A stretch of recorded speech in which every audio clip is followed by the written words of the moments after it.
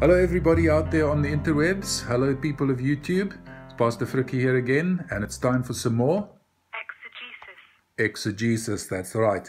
If you recall, yesterday we got up to Genesis chapter 1 verse 5. We were going through the creation story and we got to the first day where God separated night from day. So today let's move on with verse 6. And it says, "Then God said, let there be a firmament in the midst of the waters, and let it divide the waters from the waters. Thus God made the firmament and divided the waters which were under the firmament from the waters which were above the firmament. And it was so." Now, this is where it gets a little bit tricky because, it seems almost like he's saying that the sky is made of water.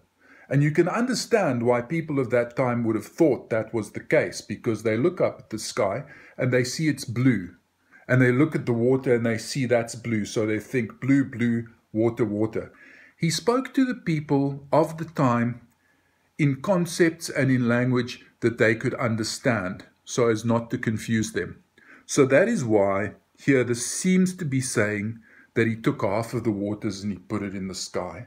Obviously, he could not have done that because that's not how the sky works. Now, we understand that that is not the case. We understand that it's not water up there in the sky, that the sky is blue for other reasons, not because there is half of the water up there. And we understand the cycle of water and how it evaporates and the clouds form and then it comes back down. We understand that stuff now, but they didn't understand that so well then.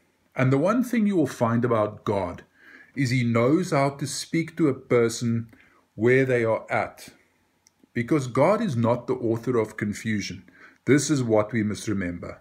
And if he had told them the whole story of what was actually going on, they would have been very confused. And God called the firmament heaven. So in the evening and the morning were the second day. Okay, so that's the thing, is he called that firmament heaven. And that's why when we think of heaven, we still to this day, we look upwards, but we also know that up might be in any direction because this is a globe and we are in a universe that goes out in all different directions. And we know, obviously, because we have sent men out of the atmosphere onto the moon, we know that heaven is not like right here in the sky, because that is how the old people, olden day people, they used to think that heaven was right here in the sky. We know it is not. It is somewhere else. It could be that it's a parallel universe, because God is close by. God is with us all the time, and he is everywhere in everything. And where heaven is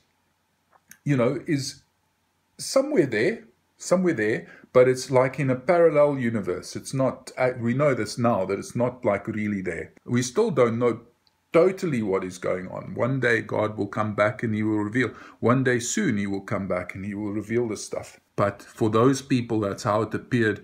So he told them the story that way. It's kind of like telling your children a less complicated story about something so that you don't confuse them. Okay, then God said, let the waters under the heavens be gathered together into one place, and let dry land appear. And it was so. Again, he just says it and it just happens. It's fantastic.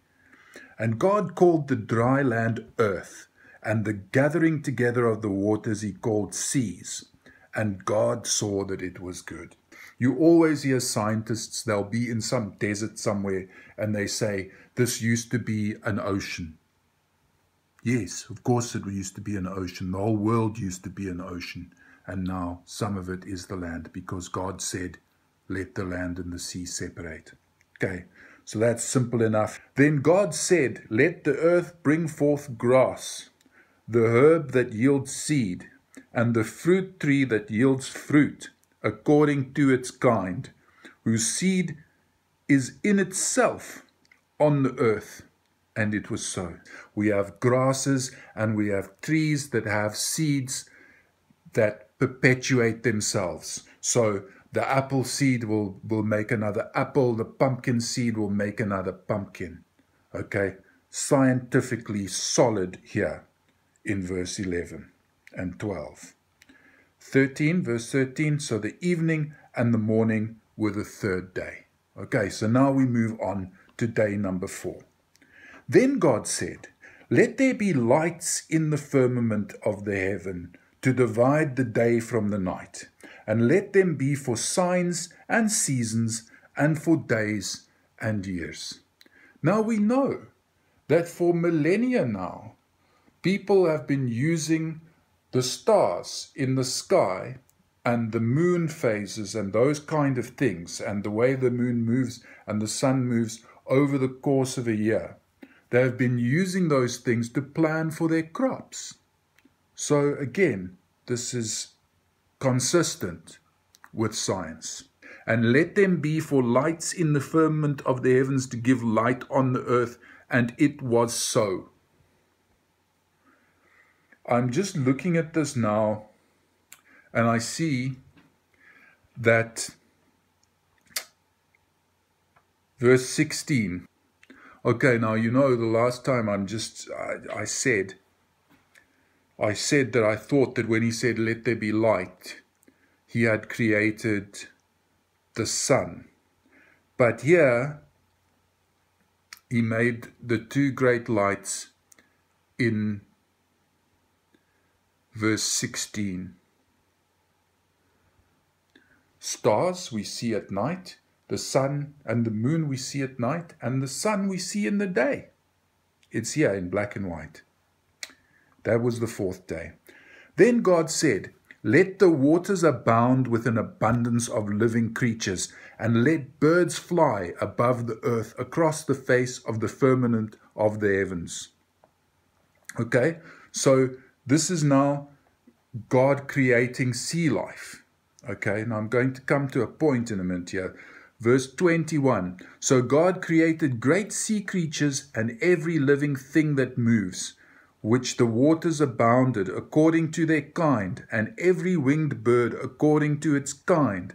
And God saw that it was good.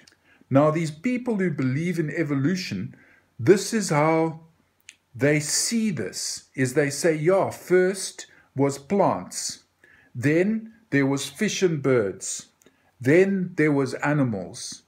Yes, because that is the order in which God created them.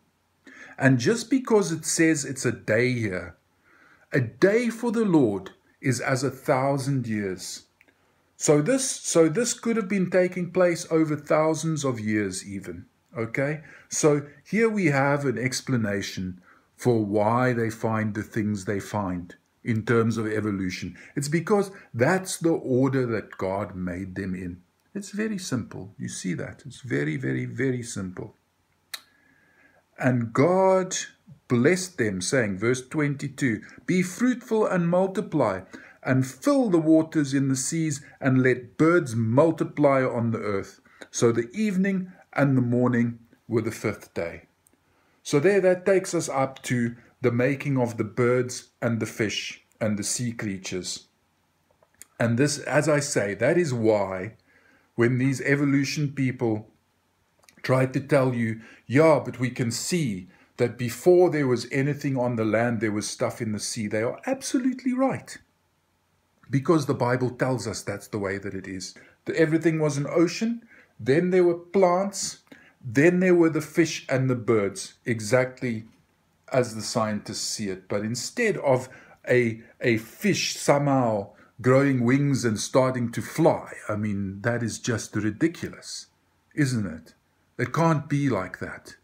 How is it going? How does a fish just suddenly get wings and then become a bird, and then a fish suddenly gets legs and becomes a reptile, and then that reptile, it's just, this is just silliness. Here in the Bible, it tells us exactly how it happened.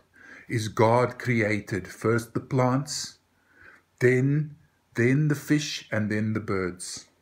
And that's where we'll leave it for today. And just remember one thing, evolution is scientific fiction.